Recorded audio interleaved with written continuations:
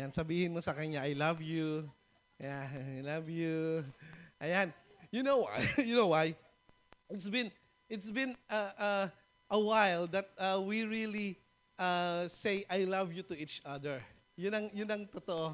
And God led us to what? To where? Ha? To love one another, to love others as we love ourselves.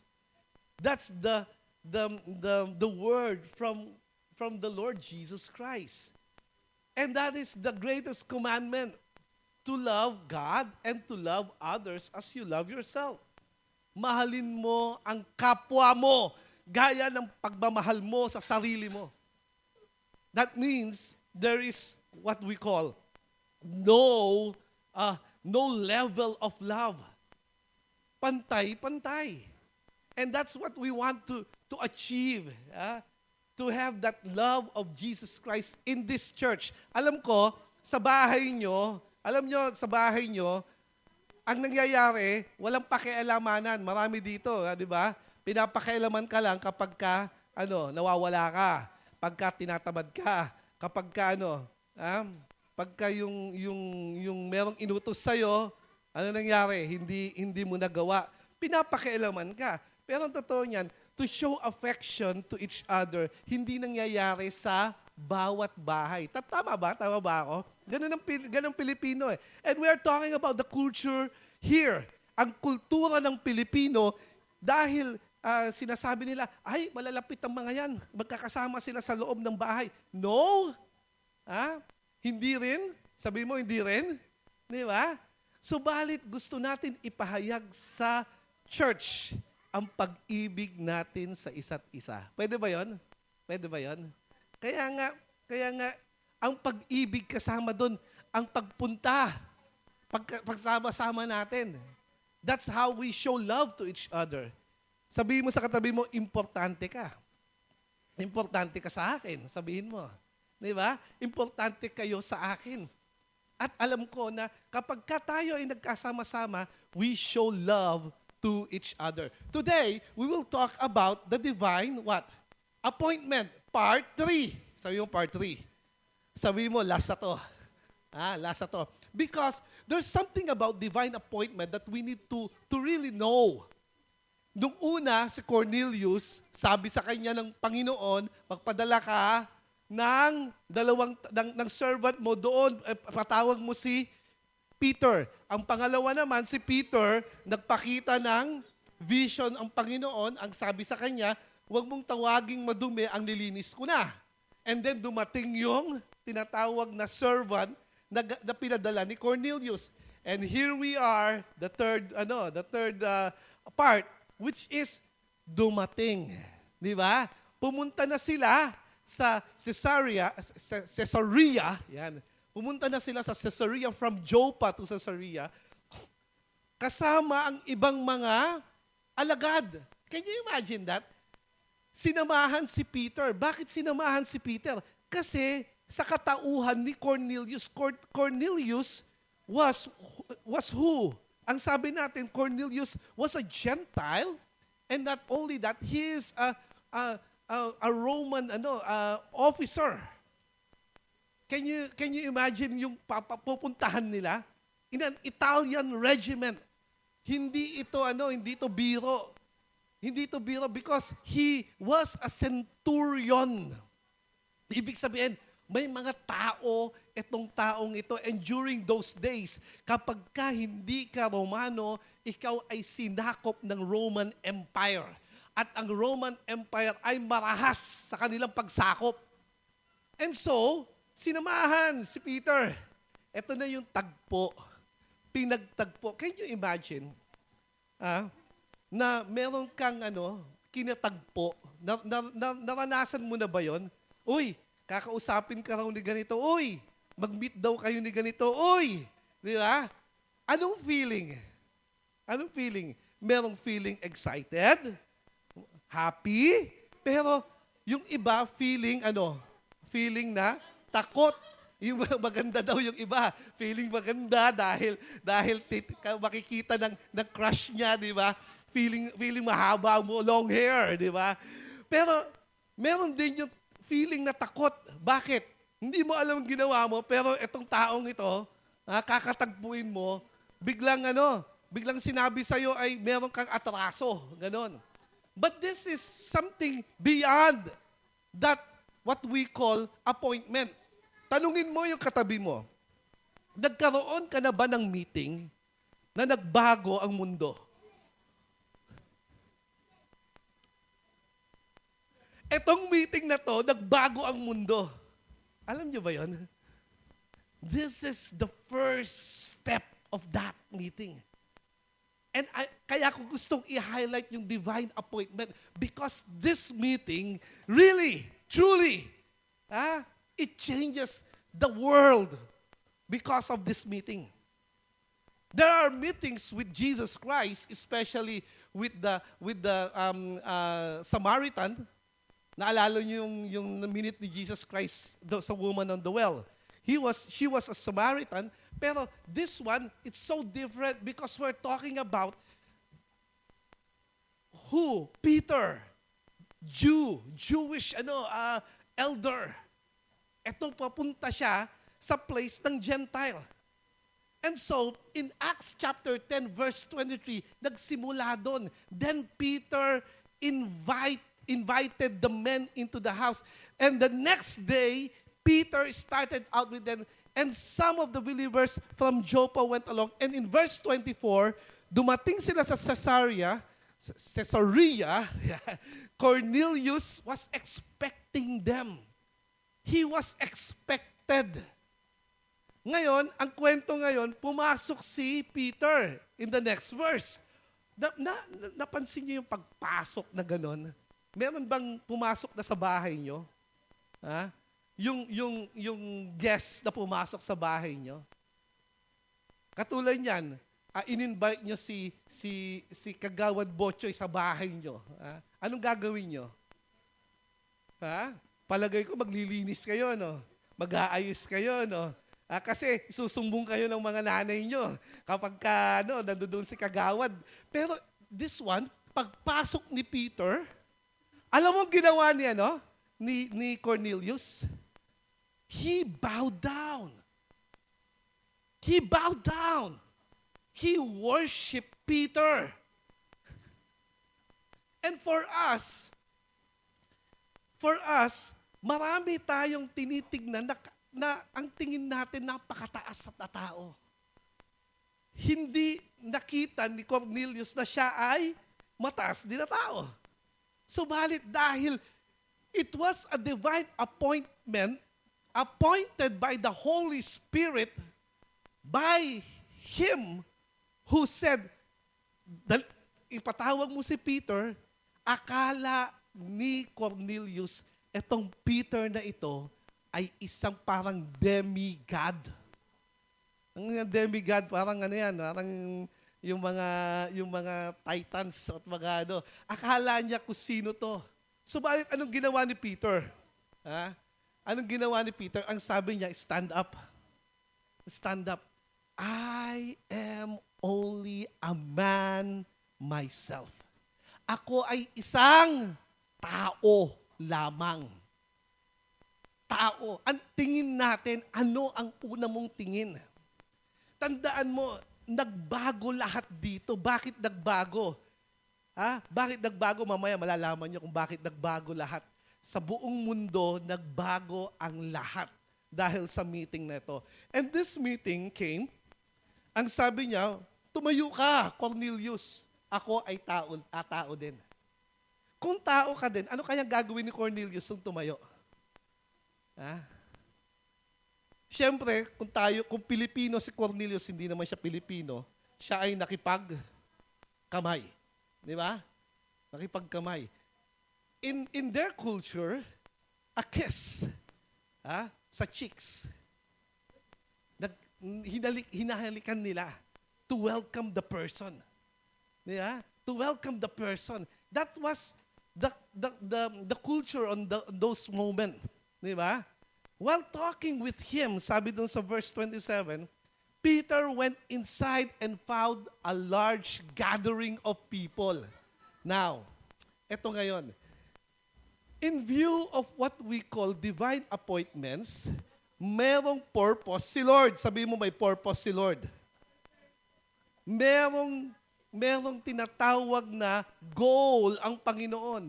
Hindi ka lamang pumunta dito, hindi lamang ginawa mo yung ginawa mo para kay Lord, hindi ka lang sumunod sa Panginoon, kundi merong purpose ang Panginoon. Hindi nila parehong alam kung anong purpose ng Panginoon. Subalit sila ay sumunod. Kaya, katulad ng sinabi ko last week, ang sabihin mo sa katabi mo, sumunod ka kasi. Sumunod tayo. And you know what? Our church is more of students. Alam nyo, isa sa gusto nating mangyari is to make disciples of all the nation. Matthew 28. At nagagawa natin yon kung nasaan tayo. Hindi ka nilagay ng Panginoon sa school mo, hindi ka nilagay ng Panginoon sa trabaho mo, hindi ibinigay yan ng Panginoon nang wala lang. Sa tingin mo ba, wala lang? Ikaw ay anak ng Diyos. Kung anak ka ng Diyos, merong purpose kung bakit nandiyan ka sa school, sa trabaho mo, o kung saan mang community, merong purpose ang Panginoon, kaya ka nilagay diyan. Sabihin mo sa katabi mo, umayos ka. Dahil we are talking about divine appointments. Merong purpose si Lord. Kaya, etong si Peter, nung pumasok siya, ang daming tao. Teka muna, bakit ang daming tao? You know why? Sabi niya, doon sa gathering ng people, he said to them, you are well aware that it is against our law. Against our law for a Jew to associate with or visit a Gentile, but God has shown me that I should not call anyone impure or unclean. Anong sinasabi ni Peter dito? Ang sinasabi ni Peter dito ay, alam mo, hindi ako dapat nandito. Meron ka bang feeling na dumating ka sa place na hindi ka dapat nandoon? Ako palagi. Lalo na pag ini-invite ako, pagdating ko doon, ang feeling ko, hindi ako dapat dito. Pero alam mo, kapag ka nandoon ako, everything changes. You know why? They ask me to speak. They ask me to really speak. Imagine that. And they knew that I will talk about who? I will talk about our Lord. That's all that matters for me. Kahit sino pa kaharap ko. Bakit? I view that whatever it is that is happening, it is the Lord's will that I am there. Nandoon ako dahil kay Lord. Wala nang iba. Wala nang iba. No other agenda. And here, alam niyo kung bakit hindi dapat actually, naging batas ito dahil sa maling, hindi naman mali, dahil yung pagkaka-interpret ng batas na inayos ni Jesus Christ, ininterpret ng mga Jewish leaders ang batas na you don't need to be associated with those people because they are unclean.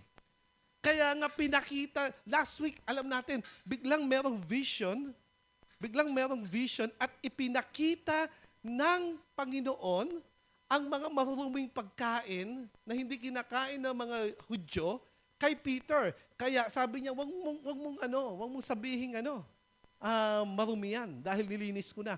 And here comes Cornelius. Di ba? So, kinuwento niya ngayon. From that verse until the following verse, nagkwento din si Cornelius. Ang sabi ni Cornelius, alam mo, kung bakit ka nandito, nagdadasal ako one time at merong nagpakita sa akin at sinabi sa akin na tawagin ka. Ang tanong, bakit tayo nandito dalawa? Hindi nila alam. They don't even know why they were there.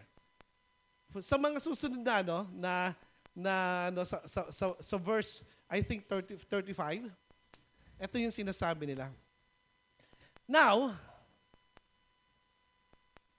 in verse 34, dito muna tayo, sabi niya, then Peter began to speak. Alam mo sabi ni Peter, I now realize how true it is that God does not show favoritism. Oops, wait muna. Ano yung favoritism? Ano yung sinasabi ni Peter? Alam mo sinasabi ni Peter, ganito. Ang good news ay hindi lamang para sa mga Hudyo. Ang good news ay hindi lamang para sa kung kanino lang. Ang good news ay para sa lahat. Sabi mo lahat. Lahat. Walang favoritism. Yun ang lang ang ibig niyang sabihin. And the good news is what? Whoever believes in Him shall not perish but have eternal life. That's the good news. The good news of salvation. In verse 35, but accepts from every what? Every nation, the one who fears Him and does what is right. Hindi ito iniisip na, teka muna, bakit pati si Cornelius, bakit pati mga Gentiles? You know why? You know why? Because Jesus Christ died for everyone. Para sa lahat. Hindi rin ito sinasabi na lahat ay maliligtas. Hindi niya sinasabing ganon. Ang sinasabi ni Peter dito, kaya niliwanag niya, di ba? The one who fears Him. Right. That means, available ang relationship natin with the Lord Jesus Christ. And this divine appointment of Peter with Cornelius was very significant because it changes the world around them. Ngayon, pwede nang puntahan kahit sino. Kahit sino. Everyone. Hindi tayo namimili kahit sino. Kaya nga, kahit yung magulang mo, kapatid mo, classmate mo, teacher mo, at boss mo, kahit sino. Kasamahan mo sa trabaho, it doesn't matter who. And you know what happened in this divine appointment? What happened was, sabi doon sa message, the message God sent to people of Israel, announcing the good news. Now he was talking about the good news.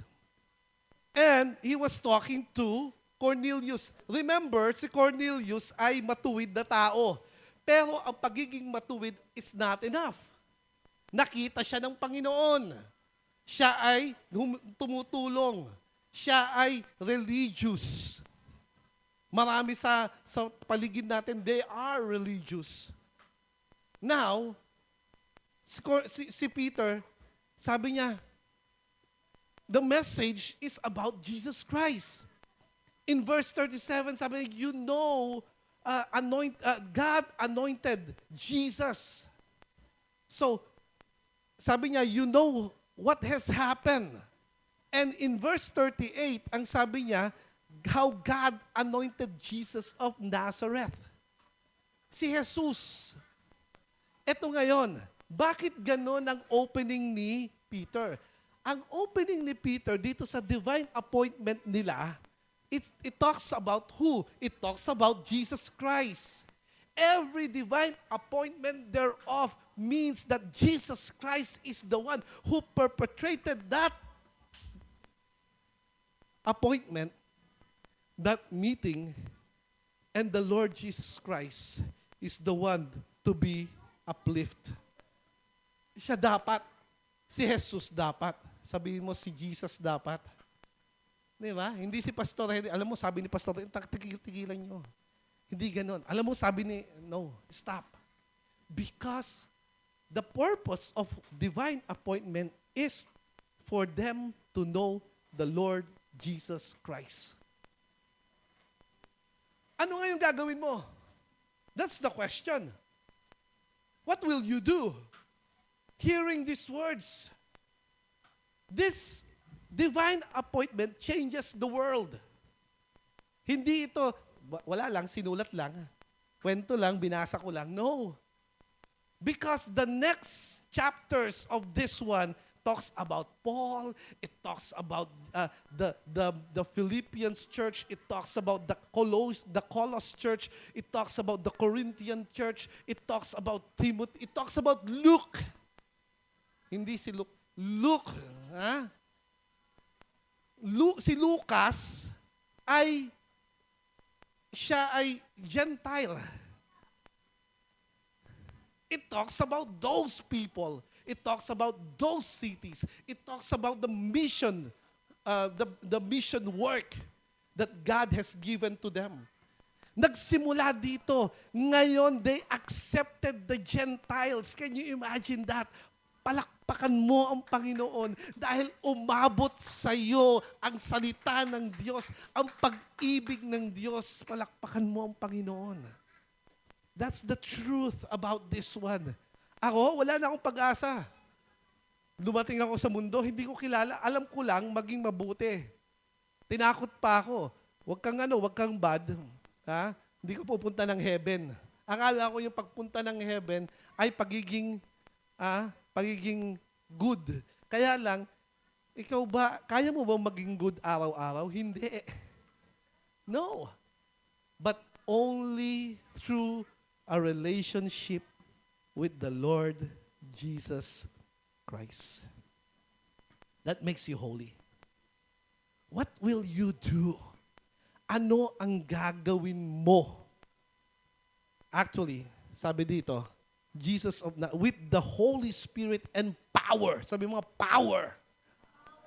And how we went around doing good and healing all who were under the power of the devil because God was with him. We are witnesses of everything he did in the country of the Jews and in Jerusalem. They killed him and hanging him on the cross, but God raised him from the dead and the third day and caused him to be seen.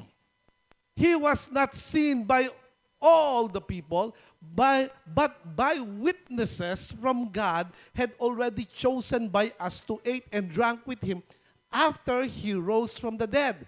He commanded us to preach. Ano raw? He commanded us to preach to the people and to testify that he is the one whom God appointed as judge of the living and the dead. All the prophets testify about him that everyone who believes in him receives forgiveness of sin through his name. What shall we do? This is what we do. We proclaim. We do exactly what Peter did. Gagawin natin, papahayag natin sa ating family, sa ating school, sa ating workplace, doon tayo magpapahayag. There are a lot of Cornelius out there, and there's Peter that is in here. Yun ang ating dapat ginagawa. Now, what happened in this particular divine appointment? While Peter was still speaking these words, the Holy Spirit came on all who heard the message. The circumcised believers, yung kasama niya, who had come with Peter, were astonished, and the gift of the Holy Spirit had been poured out even on Gentiles. For they have heard them speaking in tongues and praise God. Then Peter said, "Surely no one can stand in the way of their being baptized with water. They have received the Holy Spirit just as we have." So he ordered that they be baptized in the name of Jesus Christ. Then they asked Peter to stay with them for a few days. Ano daw nangyari? Nagkaroon ng tinatawag na baptism. Nagkaroon ng tinatawag na pagbabago. Tingnan mo yung katabi mo. Buhat ba nung nakasama mo dito, nagbago ba yan? Ha? Ha? Nagkaroon ng tinatawag na salvation. Nagkaroon ng pag-asa ang mga tao. Imagine this. Nagkaroon ng tinatawag na hope, pag-asa ang mga tao. Because of the Lord Jesus Christ. Cornelius was what? Was righteous. Bakit niya kailangan pa ang si Peter? Bakit kailangan niya divine appointment? Because Cornelius doesn't know about Jesus Christ. Just like the people around you right now. Maybe there are some of them knew Jesus. That Jesus is what? Is God. But do they have what we call relationship with Him? Meron bang relationship sila sa Panginoong Jesus? And that is why we need to reach out to them. Sabi mo, reach out. That's why we go and make disciple. We need to have a divine appointment. And divine appointment means pray. You pray, and then you tell people. You pray, Lord, I will tell this guy, I will tell this group about Jesus Christ. Lord, samahan mo naman ako. Alam ko na merong mga resistance dito. Alam ko na merong rejection dito. It doesn't matter. Just like Peter and Cornelius, they said, yes, I will do it. We will do it. We will do it. Rejection, okay lang yun. It doesn't matter. But I will do it. You will do it. Sabi mo sa katabi mo, will you do it? Gagawin mo ba? Ha? Gagawin mo ba? Yun ang tanong ng ating Panginoon sa atin ngayon. The divine appointment of God means transformation, means salvation to everyone who believes. God bless you.